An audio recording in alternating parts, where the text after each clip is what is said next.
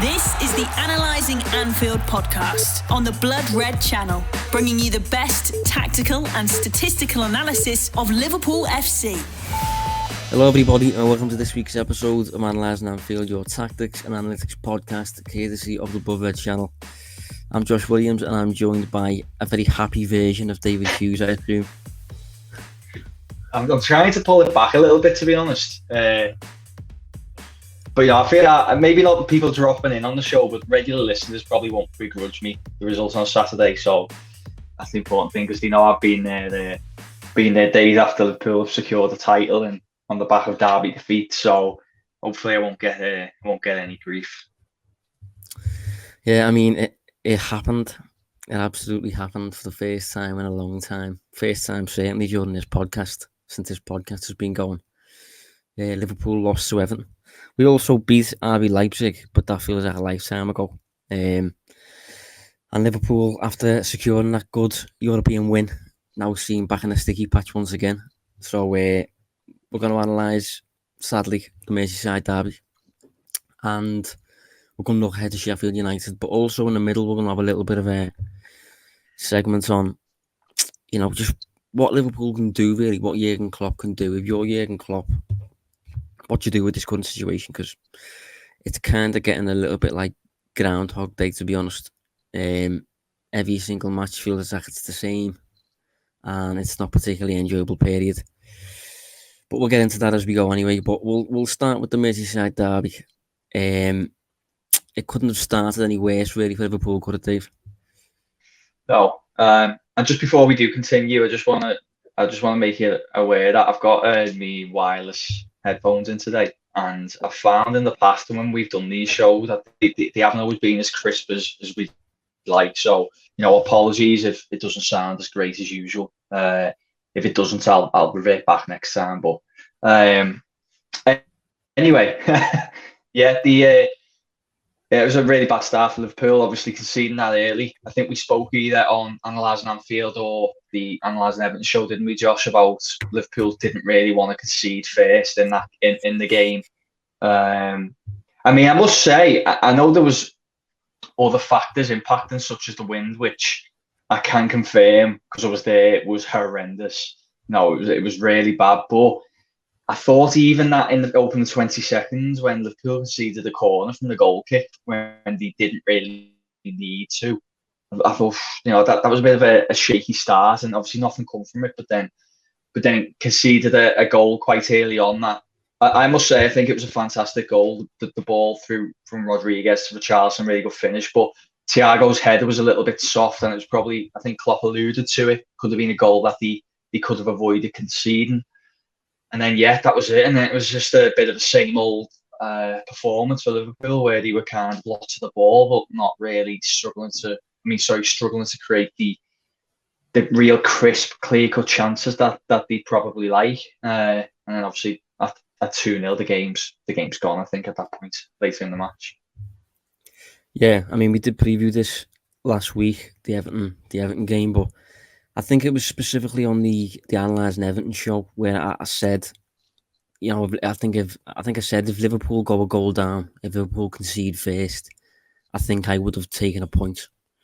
And when it happened in the match so early, it did cross my mind what I said, but then I told myself, we've got almost a full 90 minutes still to play here. So although it's now much more of a long shot for Liverpool to get a win here, I still thought it was doable, but it just I just felt like it transpired exactly how I expected it to.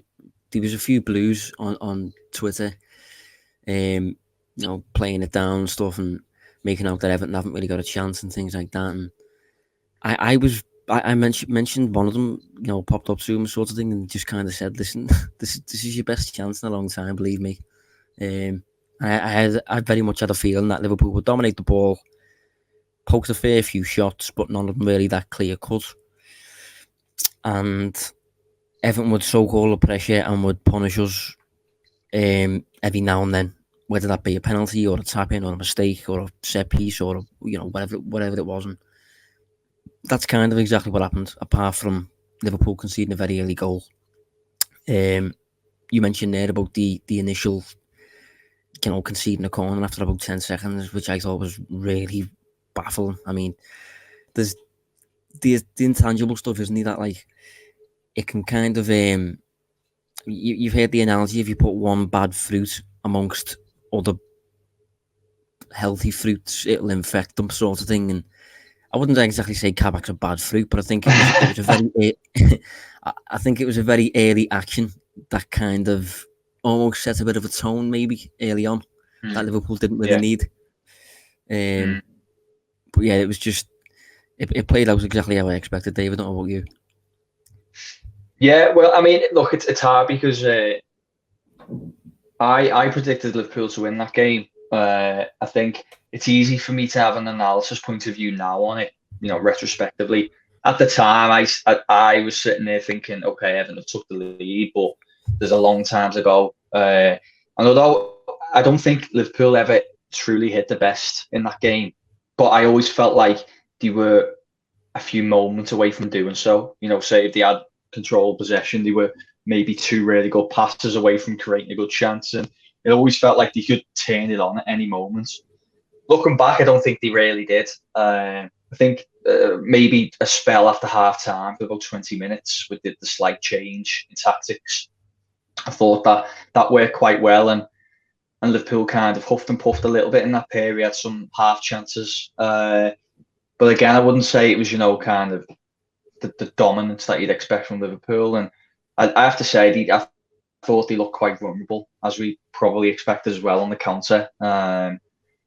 Kabak was okay. I thought Phillips did all right when he come on, but he gets turned, doesn't he? By Richarlison, leading up to that second goal. But there's a few moments where they didn't necessarily lead into shots, but I thought Everton looked quite dangerous on the counter against Liverpool's defence, which I suppose you can kind of understand given the circumstances. But yeah, I have to say, I think surprisingly, Everton probably deserved this one. Yeah, I think going into the game, obviously a few weeks back, we talked about Kabak, on the back of signing him, and one of the strengths that showed up for him was his aerial strength. This game, Liverpool's centre-back pairing did get played on from, Jordan Pickford's long kicks, and you mentioned the wind there. I live in Liverpool, so I know the wind was bad. I don't know how bad it was at Anfield specifically, but I know it's an open stadium. I've been in the stadium. It can get windy. So I feel like it was really difficult for Kabak to perform as he would have on a normal day, I suppose. But I must admit, he didn't look great. And it's very, very early days. I don't want to get ahead of myself, but based on what we've seen so far, I would be quite surprised if Liverpool take up an option to buy on that player.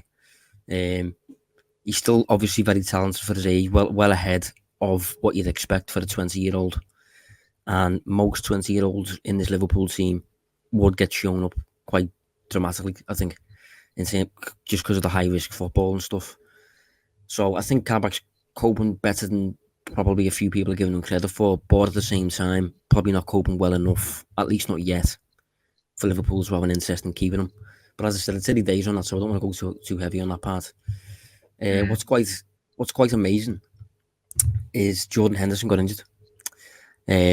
And it's just incredible because that's now Virgil Van Dijk, season ended.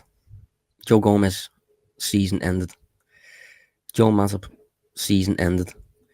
And Fabinho and Henderson, with the former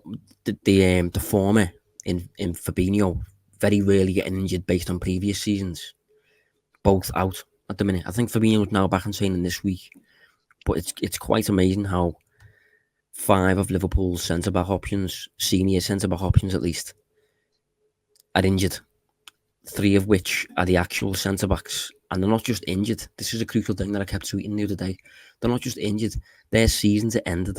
That's a completely different thing to manage compared to, an injury. An injury, it'll be a short-term hole that you've got to plug for a few weeks maybe. And while that player's injured, the other player might be fit. Like Fabinho now. Say, for example, Henderson's now gone out, Fabinho's now back fit. With Matip, Gomez and Van Dijk, all seasons ended. That's absolutely ridiculous. I can't stress enough how mad that is. It's just unheard of. Yeah. And you know, people have mentioned about, like, you know, FSG didn't plan ahead for this, didn't sign a fourth centre back and stuff like that. I understand that. But I think going into the season, Liverpool's absolute worst case scenario will have been Robertson, Trent, Van Dijk, and someone, and a midfielder, probably. I think they will have expected Van Dijk to be fit for the whole season, based on what he's done in the past, obviously. Andy Robertson's very rarely injured. Trent is generally fine as well. I mean, you've got maybe Nico Williams coming in for him and that sort of stuff. But I think the worst case scenario for Liverpool going into this season, and I think rightly so as well, will have been a centre-back pairing of Van Dijk and maybe Fabinho, and at worst, Henderson. So for it to transpire the way it has, it is just crazy, isn't it, Dave? Yeah, it is, yeah. I think specifically, obviously, Van Dijk and Gomez, because they're really difficult to predict. Obviously, you've had what was a bad challenge on Van Dijk, which obviously results in it out for the season. I can't remember the specifics of what happened to Gomez. I know what happened on international duty. I don't know if it was just a coming together of players in training. No, as far as I remember, it was a non-contact knee problem, just like a pop or something like that. So obviously that's, again, really difficult to kind of anticipate. I think the only thing I would say is maybe some of the muscle injuries, like Henderson's, for example.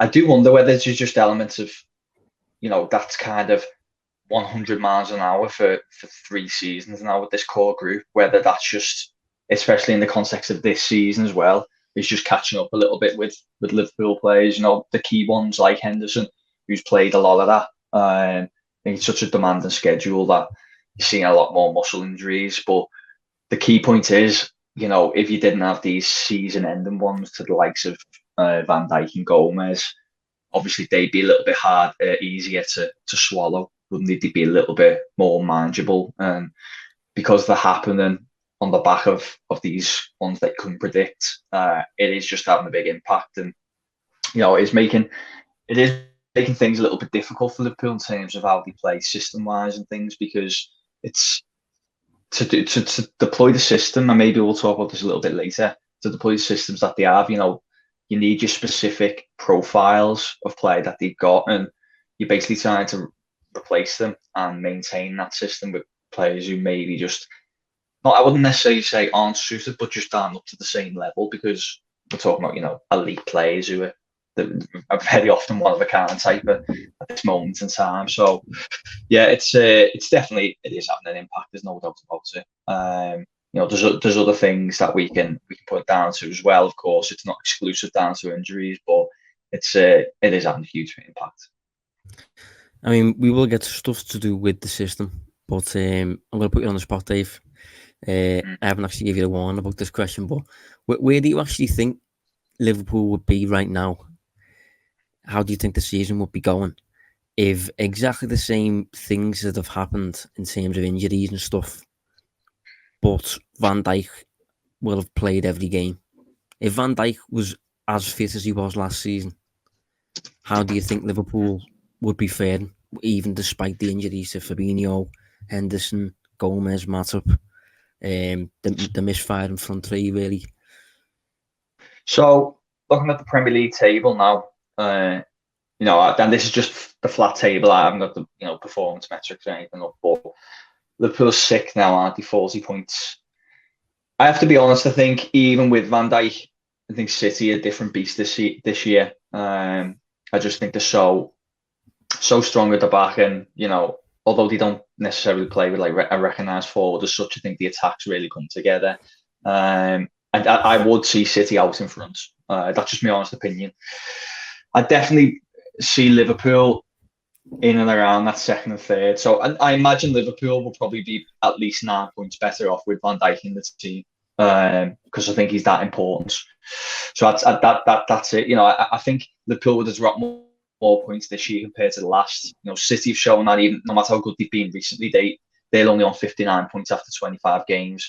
I think, you know, if you look back at the Aston Villa game, we talked about that one in length. It was never a 7-2, but you could argue it was a side that well beaten that, were in a position where they could have conceded, 3 or 4 goals.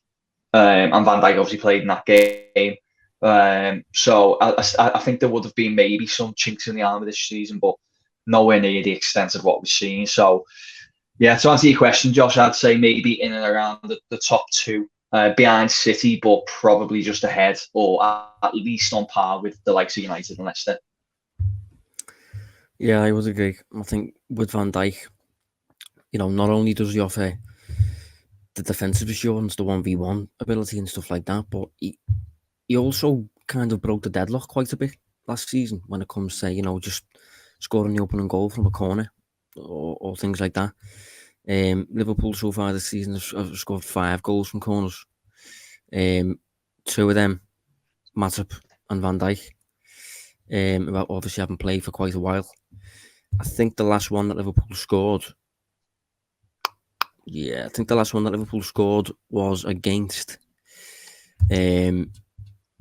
Crystal Palace. I think it was Mo Salah. Oh, yeah. when it just kind of bounced off his head. That's the last set piece that Liverpool, the last corner that Liverpool scored from, which is obviously taking down the attack a little bit. But in terms of the derby, then just a few of the numbers attached to it. Liverpool posted an expected goals of 1.7 and obviously didn't score. And Everton posted an expected goals of 1.5 and scored 2. I will say that 1.5 includes the penalty.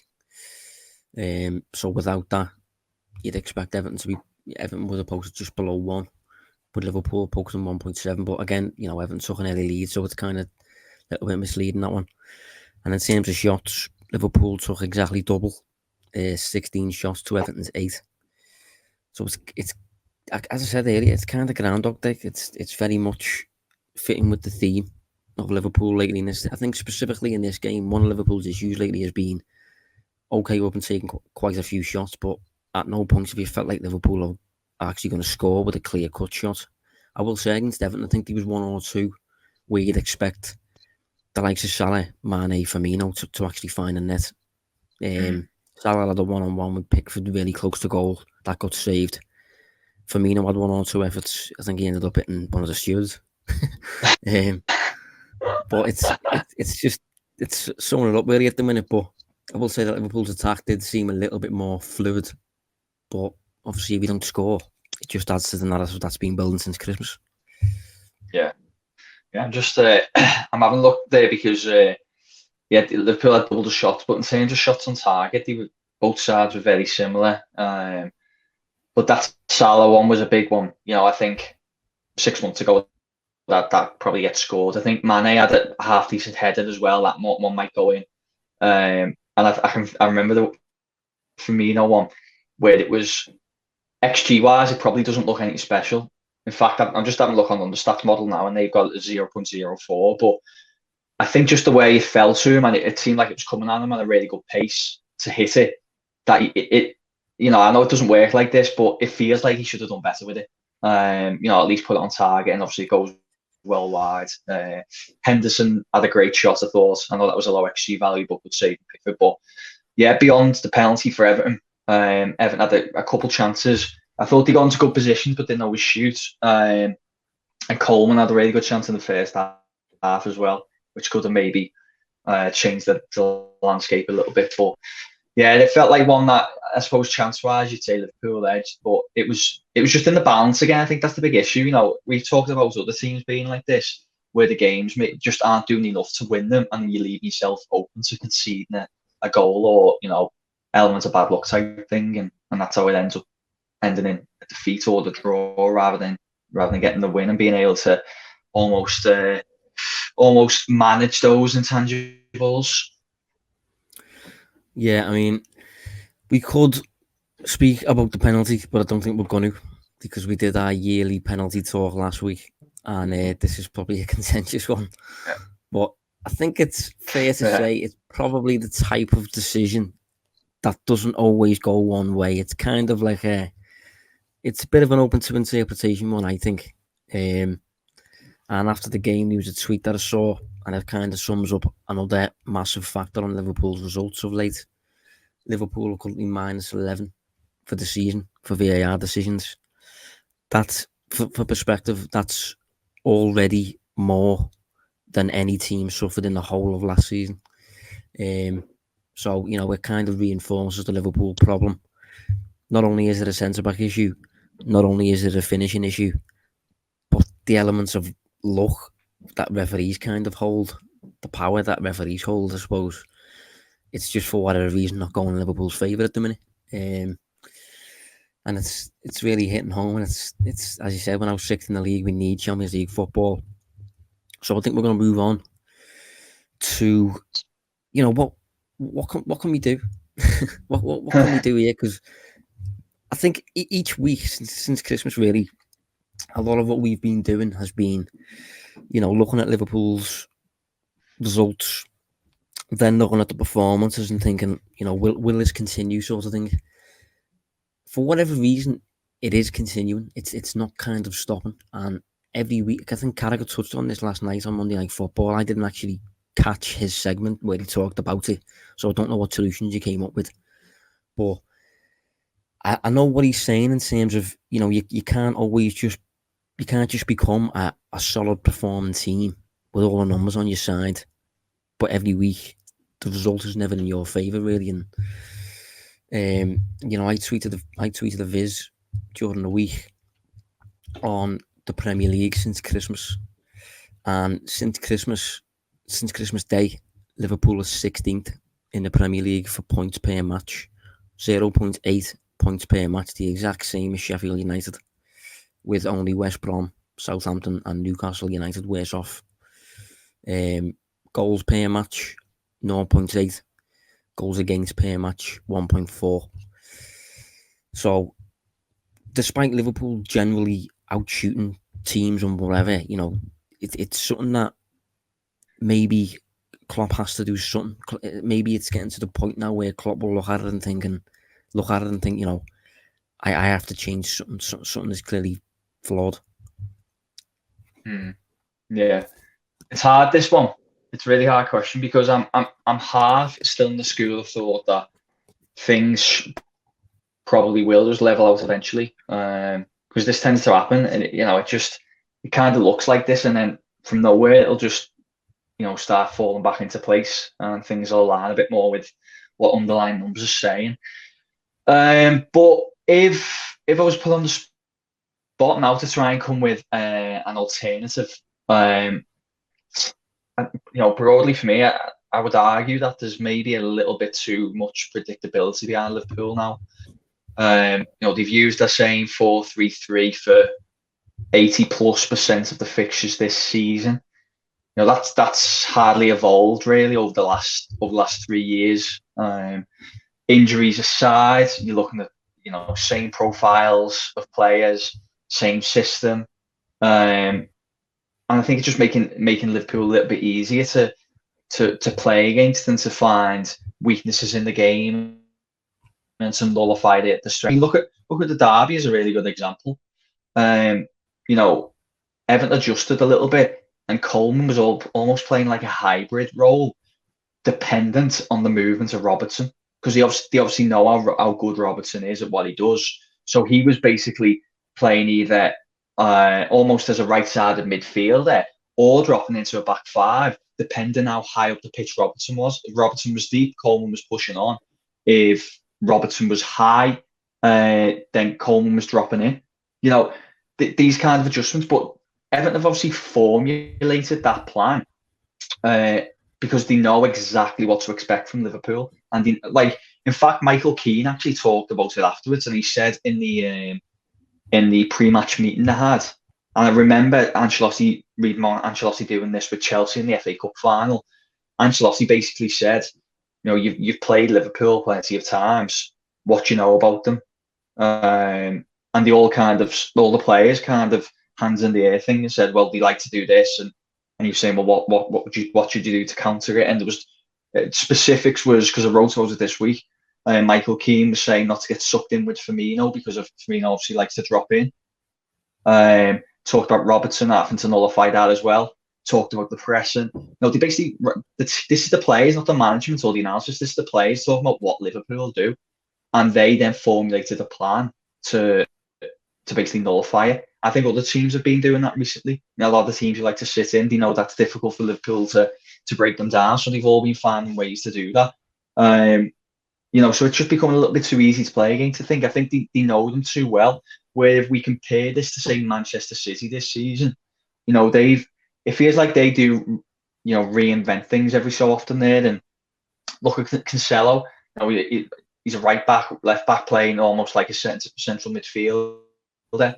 It's really unique. And Chris Wilder, who's I think probably one of the more open managers out there, doesn't play that many games, tends to just speak his mind. And before Sheffield United played City this season, he said, "How are you gonna?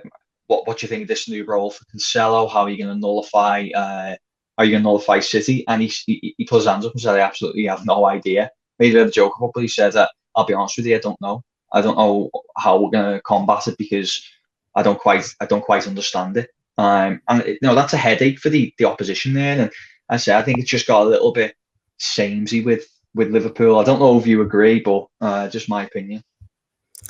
No, I do agree. I agree, but I think for me the problem here is you don't want to change for change's sake. You don't just want to change something with no real logic behind why you're doing it, and you have to know why you're changing something. And to put a bit of perspective into this, I gathered Liverpool's numbers since Christmas before this podcast. So this is purely since Christmas. There's 11 games in the Premier League have been played by Liverpool since. So we've scored 9 goals in 11, 14 against. That's obviously bad.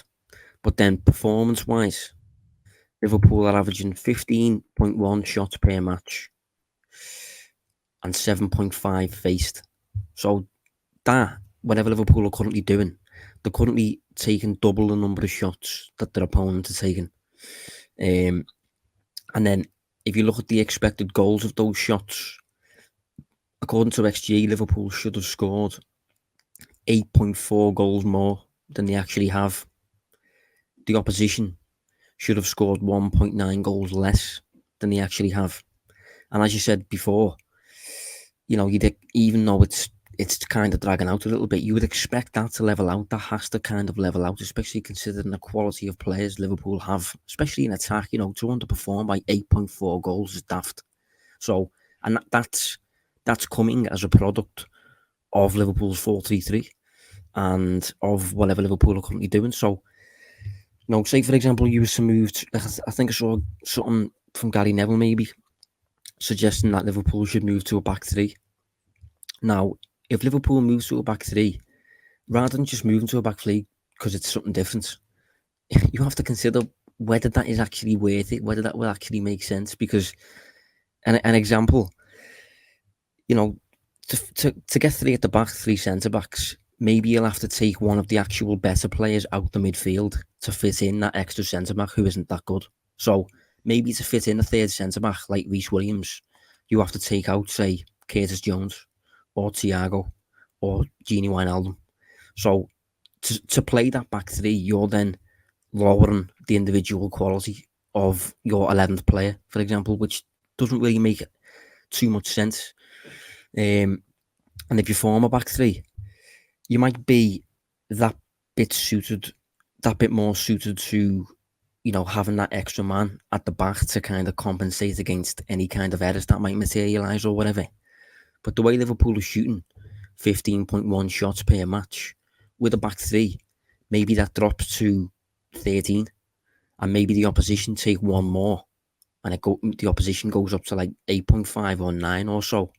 And then as a product of you changing to a back three because it's something different, you're now, net 3 shots worse off per game, and shots equal goals usually. That's how you score. And you're technically one worse player off in a way, because you've dropped one of your better players for one of the centre halves because they need protection. So it's one of them. It's you've got to consider that you can't just come up with all these mad solutions and not really have much of a product behind it. And that's why I think Klopp has kept with the 4-3-3, because he's looking at what Liverpool are doing match to match. And I think in most games Liverpool seem to be doing I don't know, just close to enough, really, to get a win, performance-wise. You know, you're taking doubling the amount of shots as your opposition and stuff like that, but it's not happening, so I'm not against change now. I'm not against mixing it up a little bit, but you just got to be careful how you do it.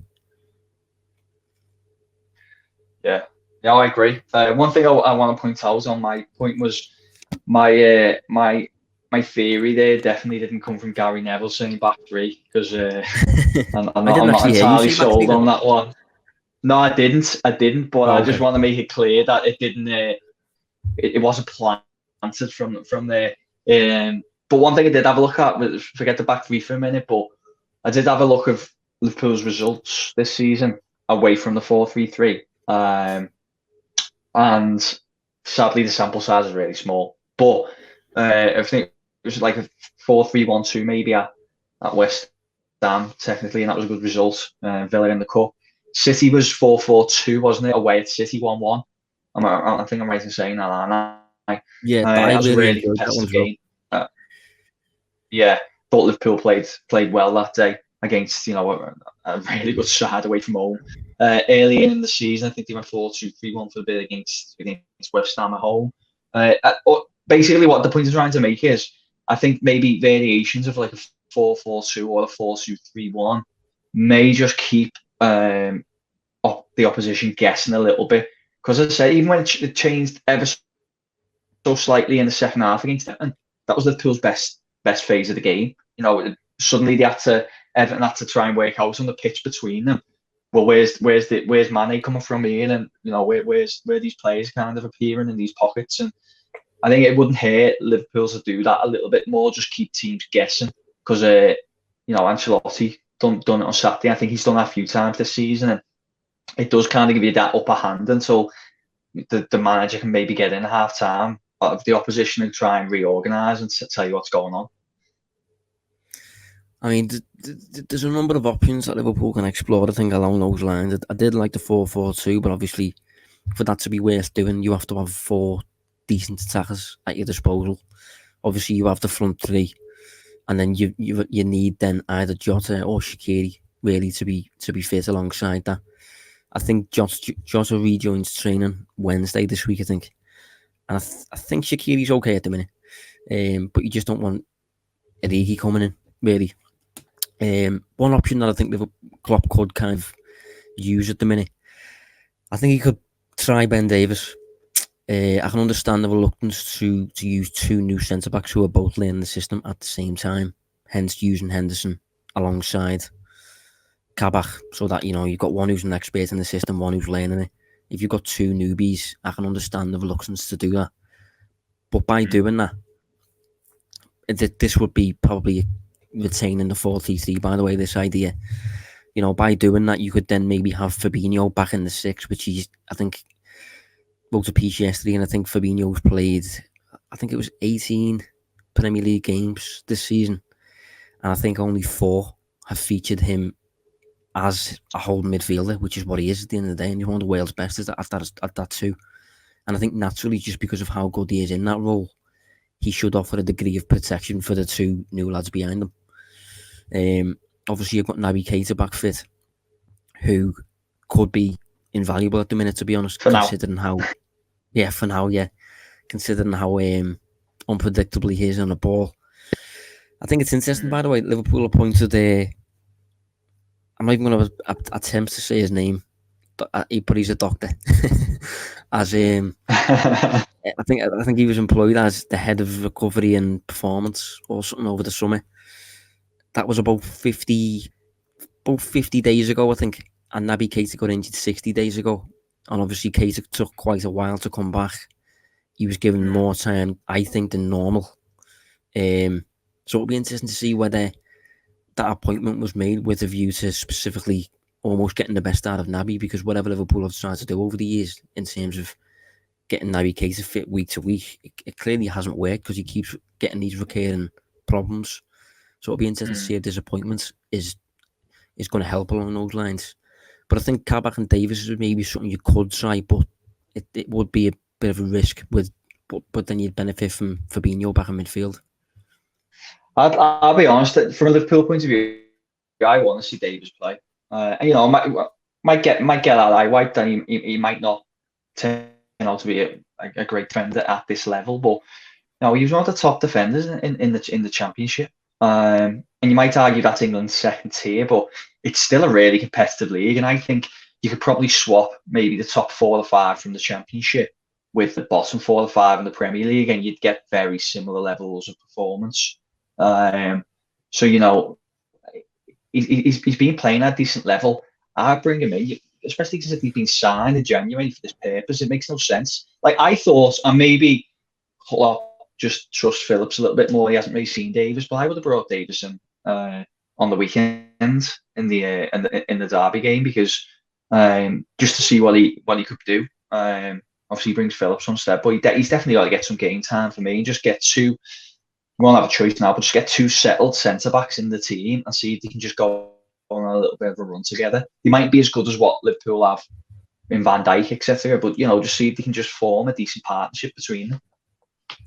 Well, that's the issue. I think Klopp has been desperately trying to establish some degree of consistency, and the way the team performed in Leipzig, I think Klopp liked, and the team that he picked to face Everton I'm pretty sure it was unchanged. I think the same back 4 with Henderson alongside Kabak, Curtis Jones, Wijnaldum, Thiago in midfield, and then the usual front 3.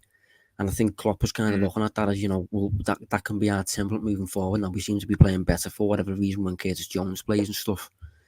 And then that's again out the window because Henderson's injured.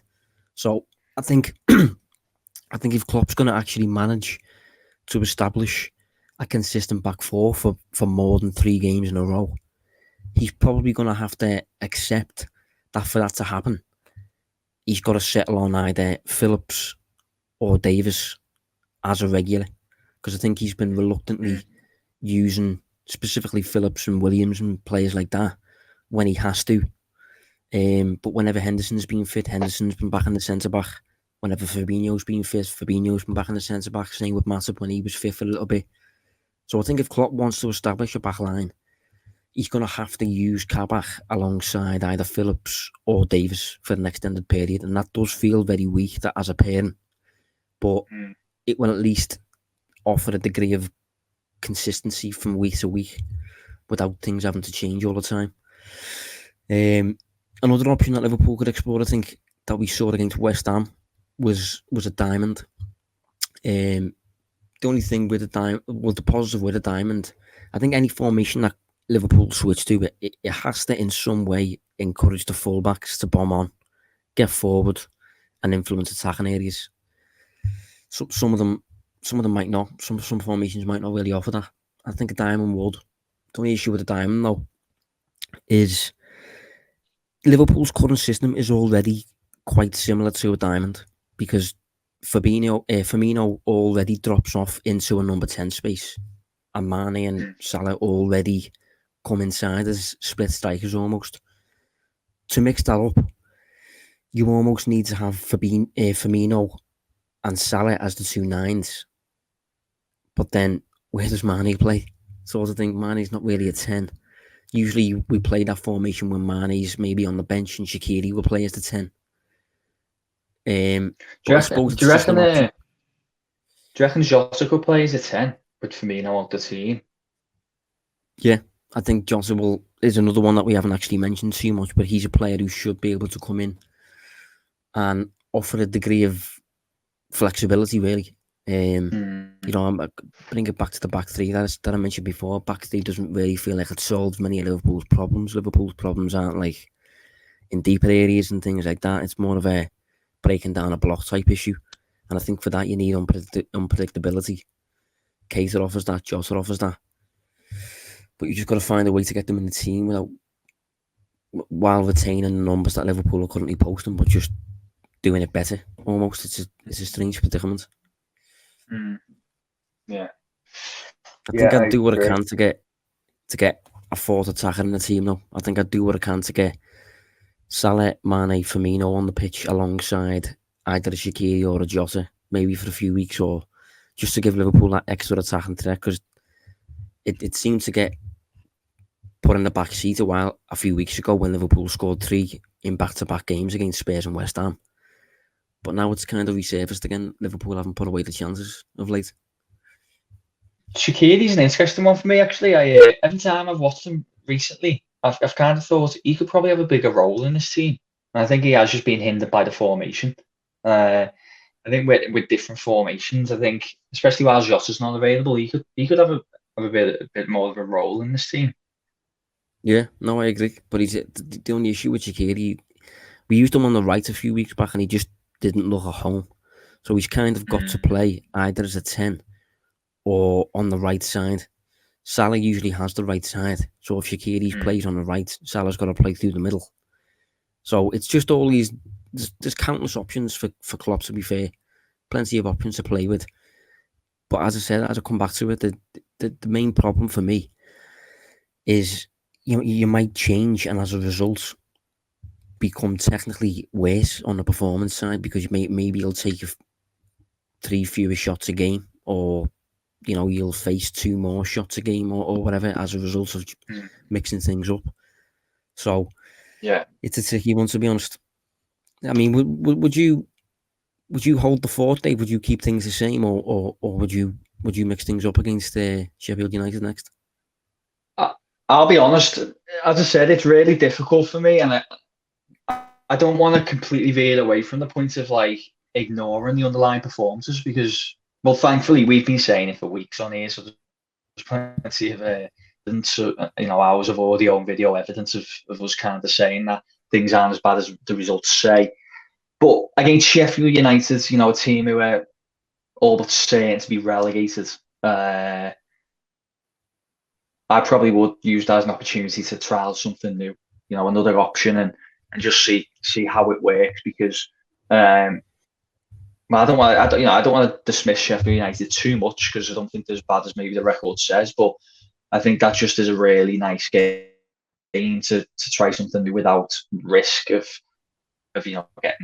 getting beat. So that's probably, to answer your question, Josh. I'd maybe use this as a bit of a trial game and try something new. I mean, we might as well touch on Sheffield Even just United as a plan B. Yeah, yeah. I mean, we might as well touch on Sheffield United now, just because we do have them next. And to be honest, going into this game, I'm again not looking forward to it. I don't think they'll pose much of a threat at all to Liverpool's defence. Apart from maybe getting a bit physical with the 2 new centre backs and stuff, but specifically breaking them down. The pitch is very narrow. It's a back 5. Last season, when Liverpool went there at their absolute best, we needed a Dean Henderson error to score the goal. I think it ended up going through his legs off a Wijnaldum shot from outside the box. So, in terms of breaking down a block, this is another big test of how good you are at doing exactly that. To be honest, Liverpool aren't good at that lately. So it's a game that I'm a little bit, although probably the worst team in the league at the minute, it's still a game that stylistically just doesn't feel like it suits Liverpool. Yeah, I agree. I think that probably would you agree that the maybe not position points wise, that the metrics say they're a little bit of a false position, aren't they, in terms of being on par with that Derby team of the late noughties. I don't think they're that bad. But yeah, there's not going to be very many spaces, and it is going to be difficult for Liverpool to play through them. But again, maybe that's more an excuse to trial something new. An extra attacker up there, and just move people about a little bit, so there's maybe more penetration from the middle, different things, I guess, to assist in do. Otherwise, you're basically putting out the same system, same team that struggles, and hoping for a different outcome a little bit. I mean, I must admit, I still think even with the 4-3-3, Liverpool will have enough to beat them. But given how the season's gone over the last few weeks, I think it'd be nice if Liverpool had a commanding performance to go with a victory. Just a little bit more on Sheffield United there. They've lost this season. They've lost, I think that's 20 times, but 13 of those have been by 1 goal. So it kind of epitomises that, in comparison to that Derby team, for example. They're not getting well beaten every week. They're just kind of not really, I suppose, similar predicament to Liverpool in a way. They're not really taking their own chances, and they're getting done at the opposite end by better finishing, by penalties, by set pieces. So it's similar, but Liverpool obviously just much better. Sorry, just on that, mate. I think individual errors has been a bit of a nightmare for them as well. Who did they play earlier this week or on the weekend? I'm trying to think. I think they got beat 1-0. Fulham. What? Fulham, yeah. Fulham. I think they lost. Yeah, one of the main defenders went off the pitch injured, and the re-switch, it got switched around a little bit at the back, and whoever moved over there got done a little bit by Lookman cutting in, and it probably wouldn't have happened had they not lost someone. So I think they have suffered a lot from individual errors, which happens when you've probably got the worst squad in the Premier League. You've got a squad that's made up a lot of kind of championship players. Not to be too harsh, but it's true, and obviously that means what you always say, Josh: only as good as you're there, only as good as your players. Exactly, yeah. But it's a good shout though, because I've just looked on FB there, StatsBomb's numbers, and for the season, for errors. So an error is classed as a mistake leading to an opponent's shot. Liverpool are top of the league with 15, and second Sheffield United on 12, and the next worst is 9. So Liverpool and Sheffield United, the only two teams in the league this season so far to post double figures for errors, which doesn't bode well for either team, I suppose, going into this game. No. In terms of Sheffield United's numbers, they just don't seem to be that great. In attack, they average 8.5 shots per match, which is very low and is better than only West Brom. So that places them 19th. And then on the defensive side, they face fewer shots than 6 teams. So they're a little bit worse than mid-table defensively, I think, by those numbers. And then if you look at expected goals, I think the story is vaguely similar. I think when Ryan Bruce went there, I did expect them to struggle, to be honest, simply because of how little they offer in attack. Yeah, still 19th for expected goals, excluding penalties per match.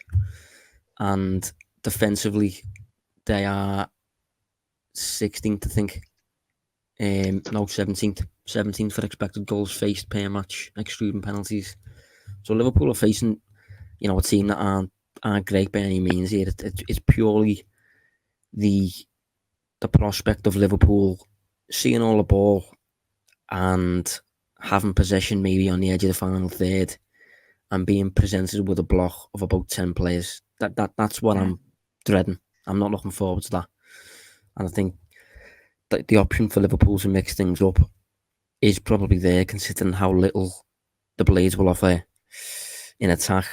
They kind of will just be an attack versus defence game, won't it? So when that's the case, Liverpool can make a bit of a change, sort of thing. Yeah, exactly. I think it's just say it again. It's just a really good opportunity. I think the only difference is it might have felt even better if it was a home game to do it, but no fans means that doesn't really matter. So I think this is a really good opportunity to switch it up, and if you can maybe try something different and have a really dominant display, then a little bit more confidence. As I said, it doesn't need to be changed now from going forward. It's just nice to know that you've got that backup plan if you do need to mix it up a little bit. Yeah, it would be nice to see something along those lines, but as I said, the problem is just looking at Liverpool's performance numbers. Shooting 15 times a game, facing 7.5. You want to keep that. That's generally good. And as I mentioned earlier, the underperformance, overperformance. Liverpool's attack is just underperforming by a ridiculous level. And although that captures form, things like that doesn't usually persist, especially with good players. That usually comes back to normal. And imagine Liverpool since Christmas had scored 8/9 goals more than they actually have. Imagine the point difference there. And that's just based on what the average player would have finished compared to what Liverpool have finished. I actually saw a tweet during the week from A lad who listens to the show. I think he listens to the show still anyway. Lubo. Maybe not today. yeah, Oh, Lubo. Lubo, yeah. Yeah, he tweeted. I like Lubo. It was a nice tweet. He tweeted, but it was Europe, so I looked at Premier League only. And if you look at the players in the Premier League this season to underperform the number of goals they should have actually scored, two of the top three players, the Liverpool players, the player who's underperformed by the most is Kevin De Bruyne. I think Kevin De Bruyne should have scored about 5.4 goals more than he actually has this season, based on his shot locations and stuff. Second was Firmino, and third was Mane. So obviously you've got two of Liverpool's three attackers there massively underperforming, combined with a massive void at centre-back, combined with these refereeing calls that are just killing us a little bit. So I can't help thinking that even if you kept the 4-3-3, that storm will eventually reside a little bit and things will come a bit more back to normal. So I understand both sides. I understand the side that, Liverpool need to mix things up because this system, although it's delivering the dominance, it's not delivering the results. I understand that side. But I also understand what has been so far Klopp's side to just kind of keep things as they are, and we will come out the opposite end eventually with what we deserve. So it's a tricky one. In terms of Sheffield United then, Dave, predictions? Yeah. I feel like, again, I predicted a Liverpool defeat at Leipzig, and it was a fairly nice 2-0 win for them. And I predicted a win in the derby, and it was a 2-0 defeat. So there seems to be a theme, because the only other time I think I predicted bad results was the two trips away in London, where Liverpool kind of broke the form book a little bit and put two good victories together. So I probably should, for the good of the listeners, be backing Liverpool to lose, but I can't. I think this is a really nice game to try and get over some bad form. I'm going to go a 3-0 dominant win. Fair play. I hope that's right. I think on those predictions that we've been doing recently, last week going into Leipzig and Everton, I predicted 1-1 for both games, and both games materialised exactly how I expected. But Liverpool won one of them 2-0 and lost the other 2-0 because of other aspects almost. So it really does put into perspective how tricky it is to get predictions right this season. But on this one, I don't think it'll be enjoyable. I don't think it'll be 3-0. I'm going to say 1-0 and escape with the points, sort of thing. I'm not sure how we'll score. Maybe it'll be an error. But yeah, I think it'll be a really tight, scrappy game. Really. Hopefully Liverpool will get the opener though. And if Liverpool get the opener, I fancy us to hang on. Fancy us to get through it. But anyway, we'll leave it there. Hopefully we've got better times coming. If not, we'll just replay this episode next week and then the week after and then the week after. Thanks for joining us anyway, Dave. Thank you, mate. Thanks, everyone.